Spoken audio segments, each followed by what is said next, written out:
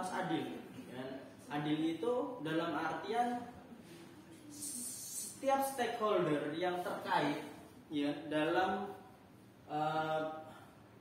entitas tersebut itu dia harus mendapatkan haknya, ya, yang akan membantu dia untuk menunaikan kewajiban dia, ya, yang akan membantu para stakeholder ini untuk menunaikan kewajibannya. Karena ketika hak itu muncul, maka di situ ada konsekuensi, ya. Saya ini istilahnya menanamkan saham ya kan untuk membangun sebuah perusahaan, sebuah bisnis, ya. Tentunya di situ mempekerjakan karyawan dan lain sebagainya, ya kan. Nah, kalau misalkan modal saya kemudian istilahnya untuk membangun usaha tersebut, kemudian karyawannya dieksploitasi, ya. Nah, maka itu juga kita akan mendapatkan pertanggungjawaban, ya. Akan dimintai pertanggungjawaban bagaimana kamu menaruh modal di perusahaan yang melakukan eksploitasi terhadap karyawannya, yang karyawannya tidak digaji secara layak, ya. Jadi intinya adalah adil. Ya, adil itu nanti bisa direfleksikan yang itu tadi, ya, netral sesuai dengan standar keuangan, standar akuntansi yang berlaku, ya kan, sesuai tadi mudah dipahami, mudah dibandingkan, ya kan, saling memudahkan satu dengan yang lainnya, kan itu ada dalam penjelasan surat Al-Baqarah ayat 282, ya kan, ada.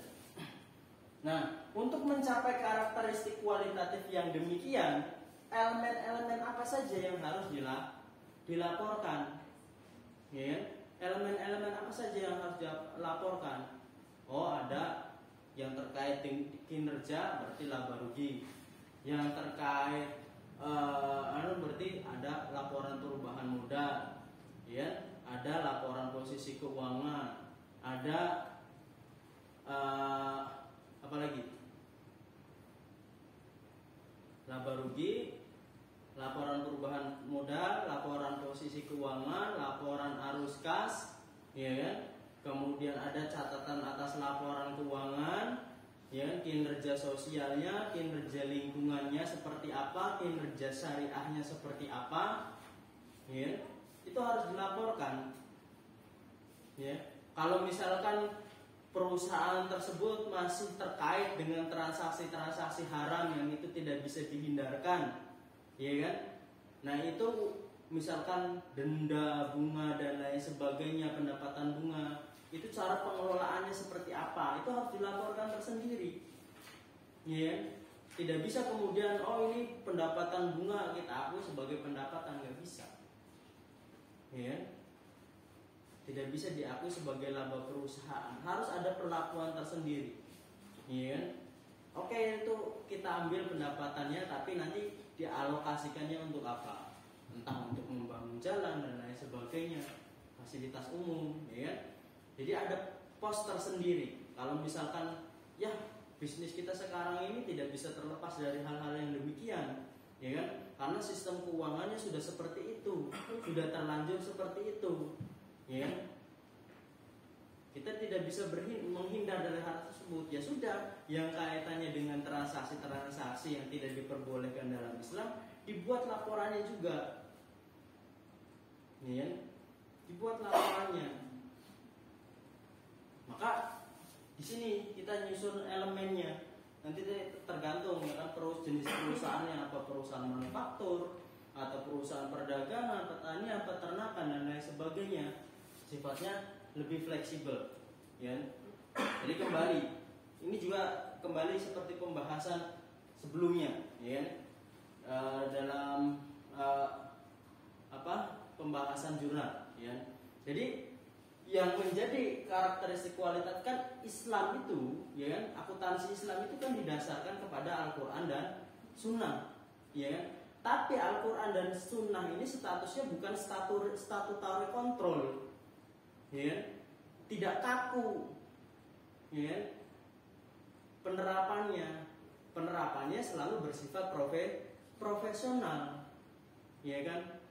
Dalam hal penekanannya pun, enforcementnya pun tidak harus seragam, ya. Oh, kamu harus seragam, tidak, ya kan? Tetap fleksibel, ya kan? Oh, ini riba dilarang, pokoknya kamu tidak boleh melakukan transaksi riba. Nah, kalau tidak bisa boleh melakukan transaksi riba sama sekali, misalkan kita tidak bisa terkait dengan, pokoknya kamu nggak boleh bertransaksi dengan lembaga keuangan, ya kan? Nah, nanti susah, ya kan? Sedangkan sistem bisnisnya udah seperti itu, ya kan? Jadi yang bisa dihindari, yaitu dihindari, ya kan?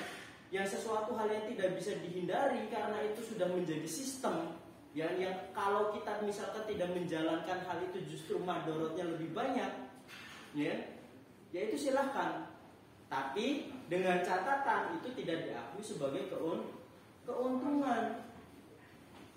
Kita tidak memakan dari hasil itu, ya. Kita tidak bisa lepas dari perbankan konvensional karena sistemnya sudah seperti itu, ya.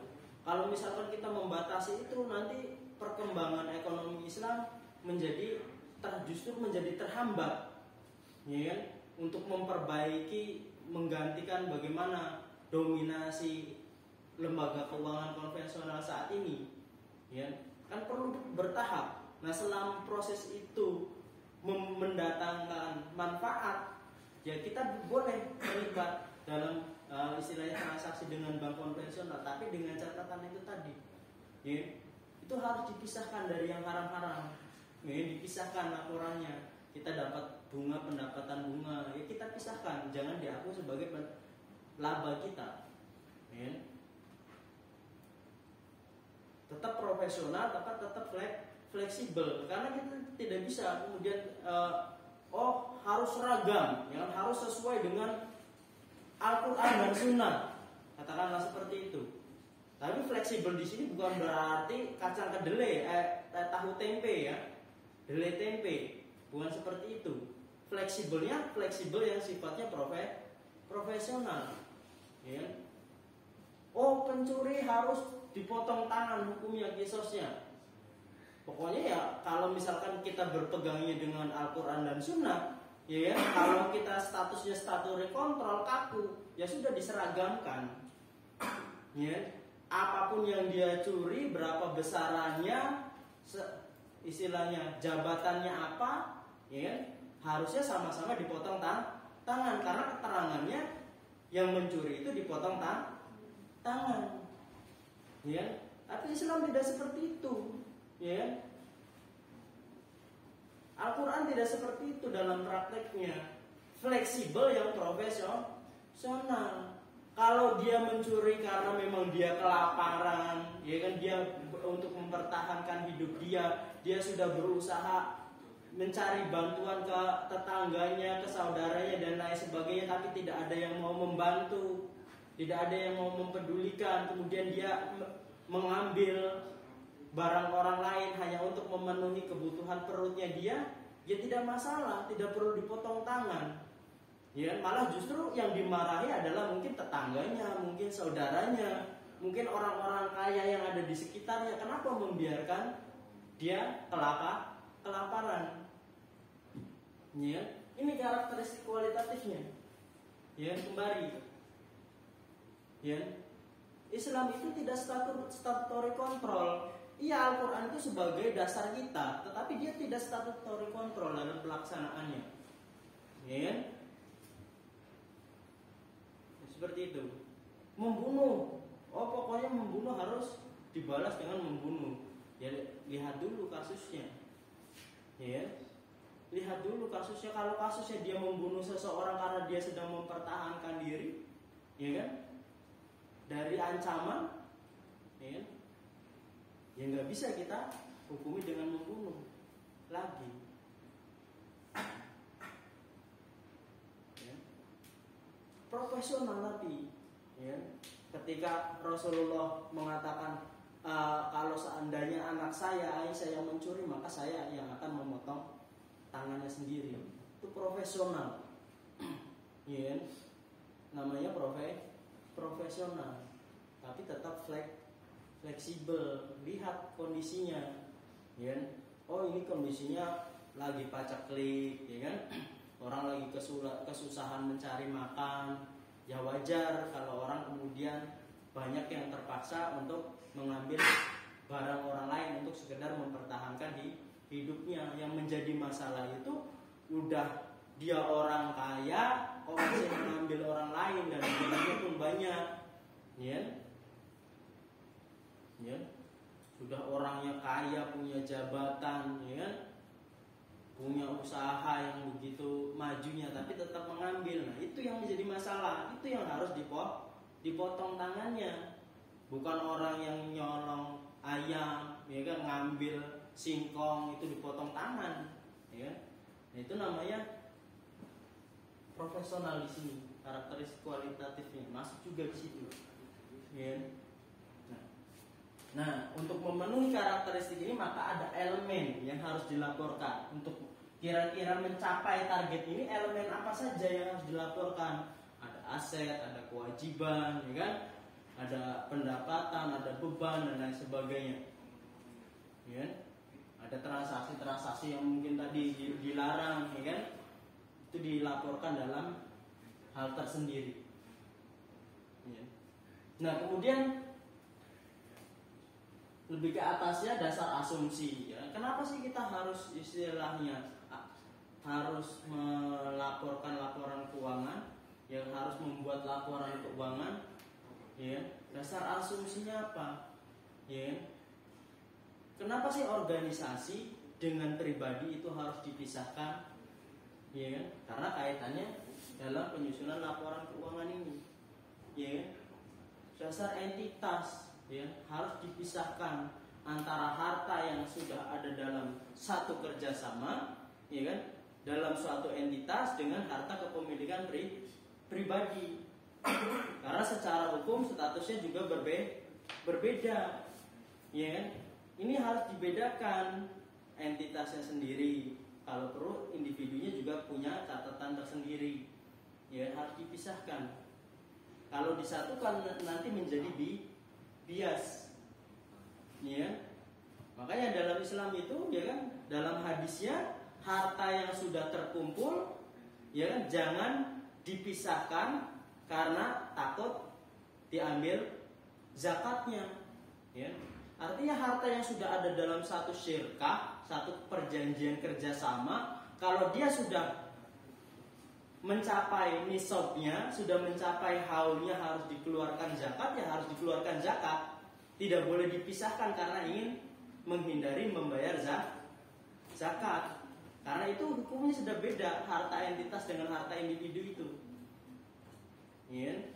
Atau sebaliknya, pemerintah karena pengen menarik zakat yang banyak dari masyarakat, harta yang sudah terpisah tidak dalam satu syirkah dipaksakan disatukan. Oh ini harta punya A, B, C, D, F, G, ini sudah masuk nisabnya, sudah masuk haulnya, harus bayar zakat, tidak boleh.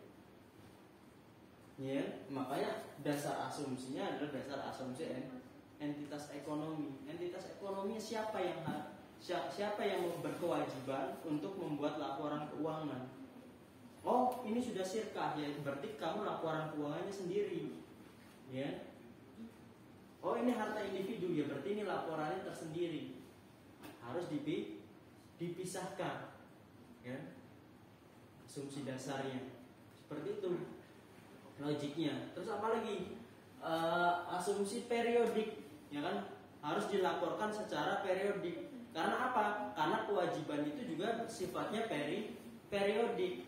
Kewajiban bayar hutang itu periodik, ya, ada periodenya, harus jelas, ya. Hutang piutang itu kan ada periodenya.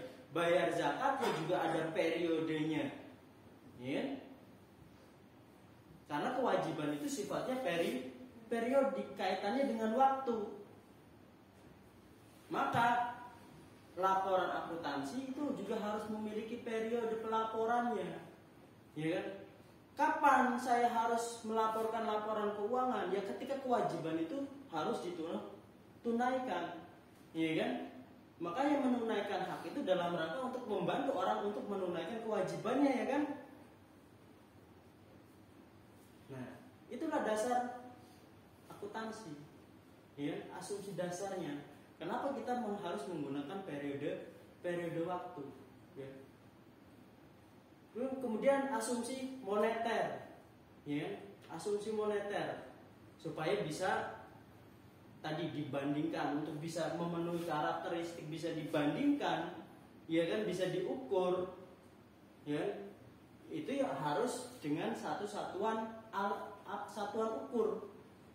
Nggak bisa barang A diukur dengan liter, barang B diukur dengan kilo, ya, yang satunya dengan meter, yang satunya dengan rupiah, ya. Nah, bingung, tidak bisa dibandingkan. Maka untuk bisa dibandingkan, ya kan, bisa diukur, maka harus menggunakan asumsi moneter. Yang moneter itu mencerminkan sebagai flow konsep, mencerminkan semua barang, ya kan, yang bisa mencerminkan semua barang itu ya uang, ya kan, yang sifatnya flow konsep dalam Islam, ya. Nah, makanya di situ ada dasar asumsi periodiknya dan dasar asumsi yang lainnya, ya. Kemudian ada prinsip pengakuan, ya. Kapan suatu transaksi itu harus diakui, ya. Apakah menggunakan accrual basis atau menggunakan cash basis, ya. Apa kira-kira kalau Islam? Prinsip pengakuannya, pengakuan pendapatan, pengakuan beban, ya. Kapan suatu transaksi itu harus diakui, ya. Apakah ketika cash dikeluarkan ataukah ketika transaksi itu terjadi, ya. Konsep dalam Islam, karena ini laporan keuangan itu salah satu tujuannya adalah membantu para stakeholder untuk menunaikan kewajiban zakatnya, ya, di mana syarat zakat itu harus kepemilikan penuh, ya. Maka yang lebih mendekati adalah menggunakan cash basis, ya. Yang lebih tepat adalah menggunakan cash basis, bukan accrual basis, ya. Selain itu cost basis juga. Kenapa cash basis? Karena cash basis itu, ya kan, lebih kecil madorotnya daripada kita menggunakan accrual basis, ya. Madorotnya lebih kecil karena accrual basis orang bisa membuka pintu manipulasi, ya. Kapan pendapatan harus diakui, kapan beban harus diakui, kapan ini diakui sebagai liability, kapan ini diakui sebagai aset, ya. Gimana caranya kira-kira supaya pendapatan laba itu kinerjanya naik terus? Kalau kita menggunakan cash basis itu pasti fluktuatif, volatility, ya kan? Untuk menarik investornya kesulitan, ya kan? Jadi seperti itu, ya. Jadi membuka pintu manipulasi tadi, ya kan? Ini yang seharusnya masih posisinya di kewajiban, ya kan? Ini diakui sebagai beban, ya. Ini yang seharusnya masih dalam aset sudah diakui sebagai pendapatan.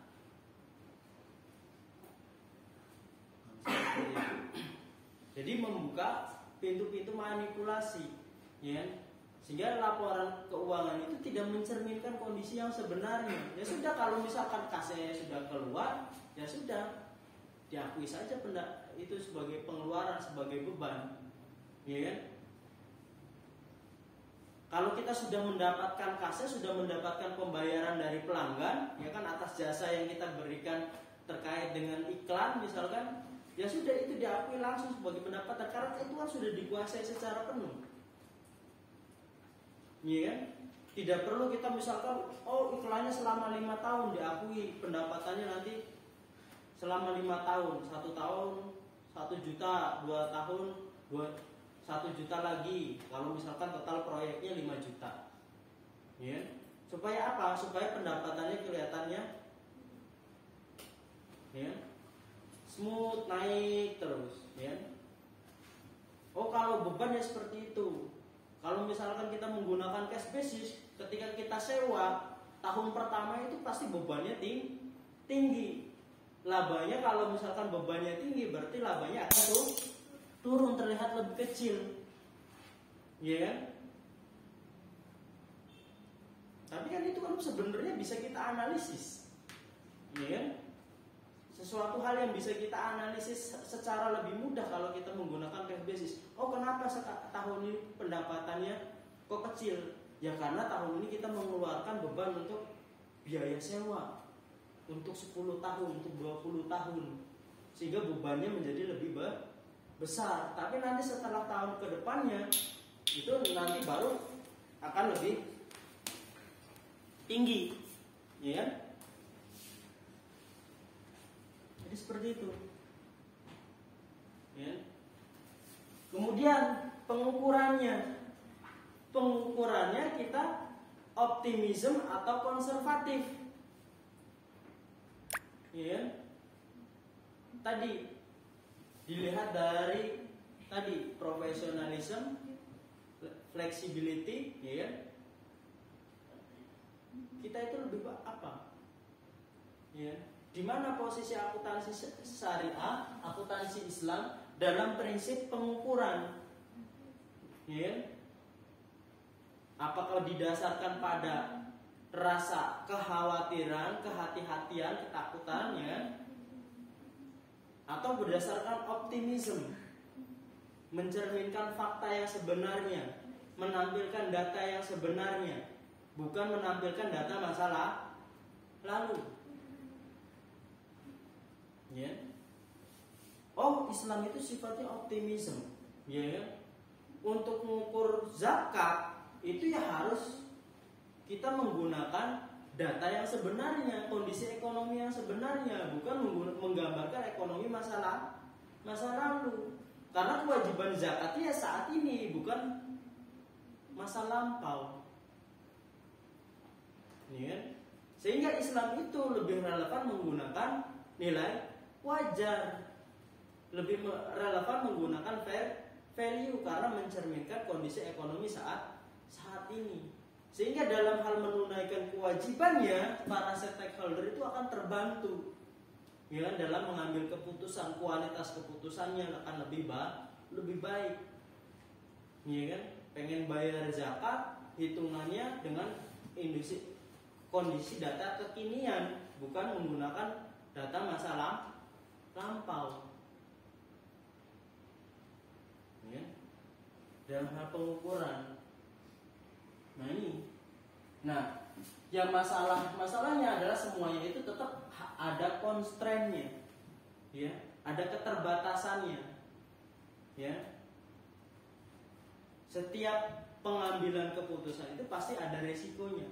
Tapi resiko mana yang lebih kecil, ya?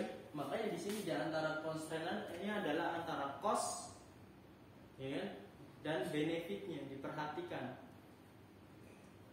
ya. Cost benefitnya, saya melaporkan seperti ini, itu kan pasti ada costnya, ya kan, membuat laporan keuangan, ya. Kalau saya misalkan dipaksa istilahnya harus menerapkan sistem yang perfect, sedangkan kondisi perusahaan tidak memungkinkan, ya malah menjadi beban perusahaan. Ya, maka harus diperhatikan cost dan benefitnya. Kembali kepada Al-Quran dan Sunnah itu sifatnya profesional, bukan statutory control, bukan penyeragaman. Dilihat kondisinya perusahaannya, ya kan? Perusahaannya sudah mampu belum menyajikan laporan keuangan seperfect ini, ya kan? Harus menjalankan internal control yang seperfect apa sih? Sudah mampu belum? Ya, harus diperhatikan cost dan benefitnya. Kalau perusahaannya masih kecil ya sudah, buat laporan biasa saja, hitung-hitungan biasa saja. Yang penting hak dan kewajibannya tertunaikan.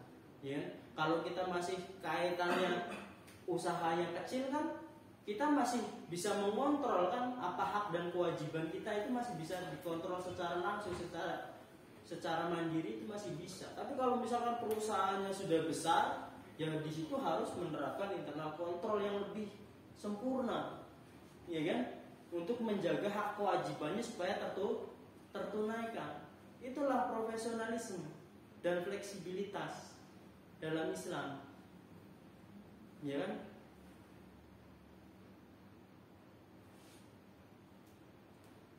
Nah, ini tersaji dalam sini.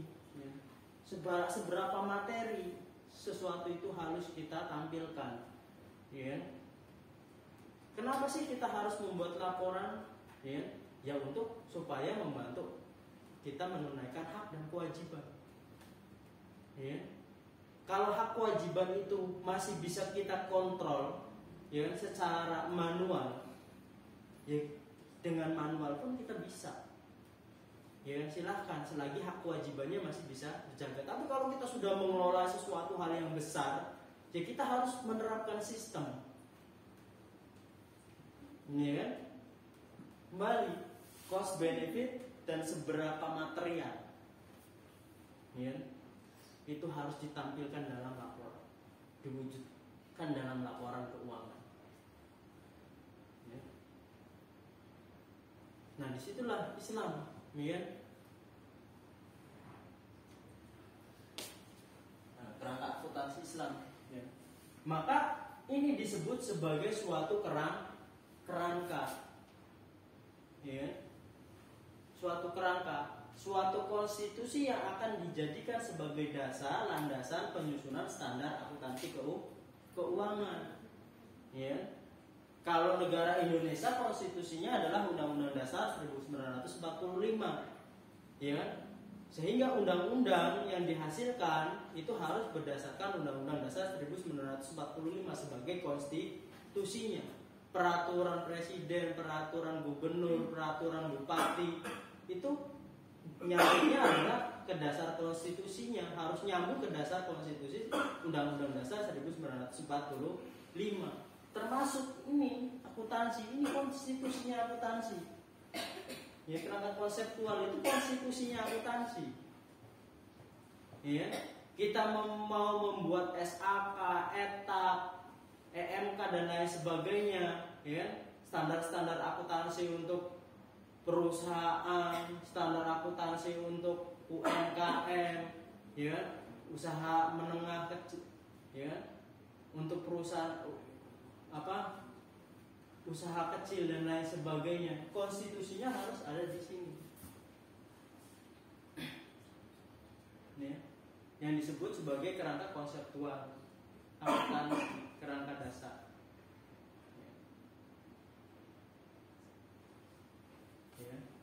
Jadi untuk membuat suatu aturan kita harus membuat suatu konstitusi ini. Ya kan? Nah konstitusi ini dibuat berdasarkan teori-teori. Nah karena teori akuntansi itu terbentuknya dari Al-Quran dan Sunnah, maka berarti dari Al-Quran Sunnahnya seperti apa, ya kan? Menghasilkan teori akuntansi yang seperti apa. Nah teori akuntansinya dikumpulkan menjadi kerangka konseptual akuntansi Islam. Kerangka konseptual akuntansi Islam ini jadi pedoman untuk menyusun standar akuntansi. Yes. Lembaga keuangan gimana standarnya? Usaha dagang gimana standarnya? Ya kan? Manufaktur gimana standarnya? Pengakuan aset dan lain sebagainya. Nah ini harus kembali kepada konstitusi ini. Ya. Yang menjadi dasar penyusunannya. Jadi aturan-aturan ini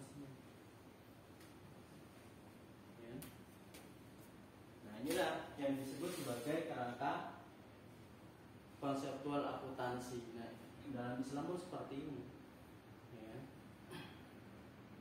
Nah, karena akuntansi Islam ini, ya kan, ya sebenarnya bukan sesuatu hal yang baru, ya kan. Cuman kita hanya terpotong saja, ya. Ya, histori kita terpotong, ya,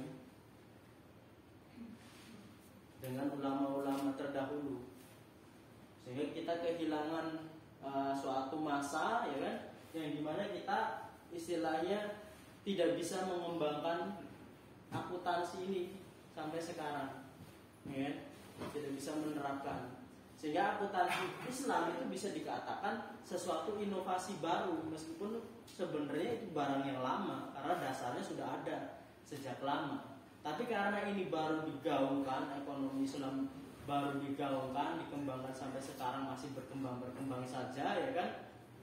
Ya, belum bisa diterapkan secara 100%, ya. Maka ini adalah suatu inovasi baru. Nah, akuntansi untuk bisa diterapkan, ya kan? Sebuah inovasi harus diterapkan, butuh suatu komunitas yang mampu menerima, yang mau mengakui, oh oke, saya berpegang pada kerangka dasar akuntansi ini, ya. Makanya salah satu itu adalah GAAP, ya, General Accepted Accounting Principle, ya, prinsip-prinsip dasar akuntansi yang diterima secara umum. Harus ada yang menerimanya. Siapa komunitas yang mau menerimanya? Ya. Jadi inovasi itu untuk diterapkan itu ya perlu tadi, ya, proses diskusi, membutuhkan jangka waktu yang lama, ada waktunya, tenggang waktunya, ya kan? Proses diskusinya harus dijalankan secara terus-menerus, baik melalui media tulis, media lisan, ya kan? Melalui forum atau perbincangan diskusi, ya, di tempat makan dan lain sebagainya, sehingga bertemu dengan suatu komunitas yang sama-sama mau menerima konsep ini. Ya, ketika sudah ada komunitas yang mau menerima, nah baru bisa diterapkan oleh komunitas tersebut. Kalau misalkan oleh komunitas itu dijalankan, kemudian hasilnya lebih baik, outcome-nya lebih baik, maka akan semakin menyebar. Ya. Oh, diterima nih misalkan Indonesia mayoritas orang Islam, ya sudah, kita menggunakan konsep dasar akuntansi syariah karena ekonominya sudah 100% syariah, misalkan seperti itu, ya, sudah diterapkan di Indonesia. Oh, di Indonesia ternyata kinerja ekonominya lebih baik, kinerja sosialnya lebih baik, kinerja lingkungannya lebih baik. Orang pun akan tertarik untuk menerima inovasi ini, ya. Jadi itulah langkah yang harus kita lakukan. Bagaimana akuntansi syariah ini kemudian bisa diterima oleh masyarakat. Harus ada proses diskusi, ya kan? Harus ada komunikasi, ada tenggang waktu yang harus dilakukan.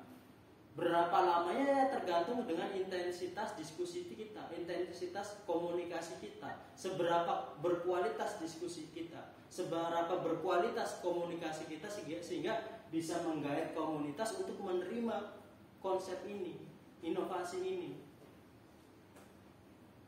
Ya. Kalau sudah diterima, ya sudah bisa diterapkan. Kalau misalnya masih diterimanya setengah-setengah, ya kita dicampur-campur, iya, masih campur-campur. Nah, itulah, ya, apapun inovasinya, ya, semua inovasi itu pasti seperti itu. Penemuan itu ya pasti kita menemukan produk baru, itu kan butuh proses diskusi dulu, ya kan? Ada proses branding, ada proses marketing untuk bisa kemudian kita selling, ya kan?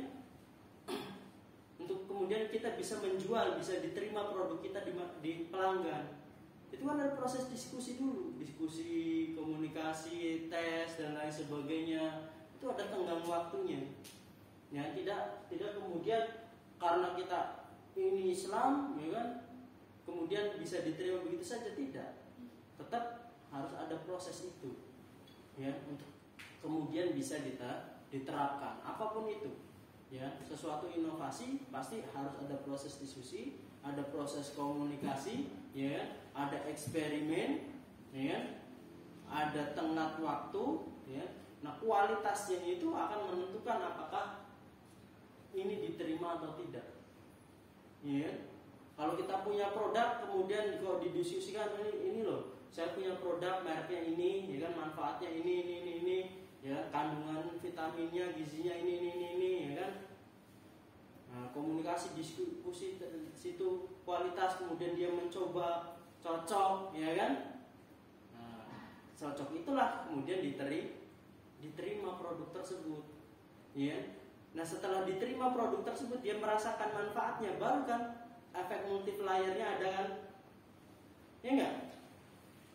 Efek multipliernya baru ketika produk kita bisa diterima oleh salah satu orang, ya kan, kemudian dia merasa cocok, misalkan skincare lah, wah, kulit saya tambah halus, ya kan, tambah glowing, ya kan, pori-porinya udah hilang, ya, dan lain sebagainya. Nah, itu kan baru multiplier efeknya kan berjalan, ya. Sudah diterima satu, ya, nanti dia cerita, terjadi diskusi, terjadi komunikasi, akhirnya menyebar.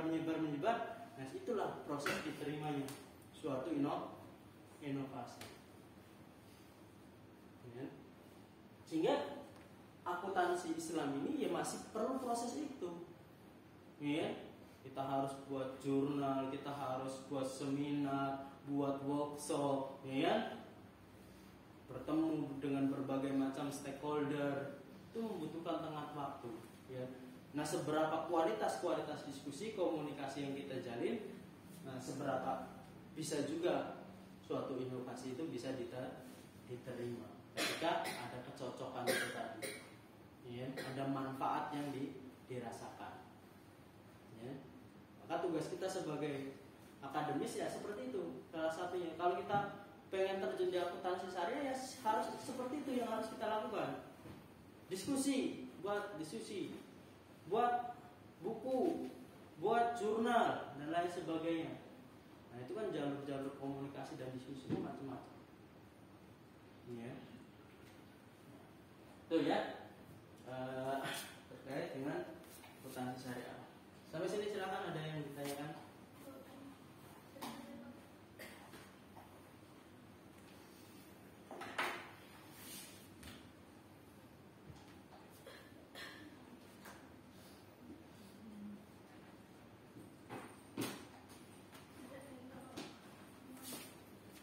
Kalau tidak ada ditanyakan, saya rasa cukup pertemuan kita pada hari ini. Terima kasih. Assalamualaikum warahmatullahi wabarakatuh.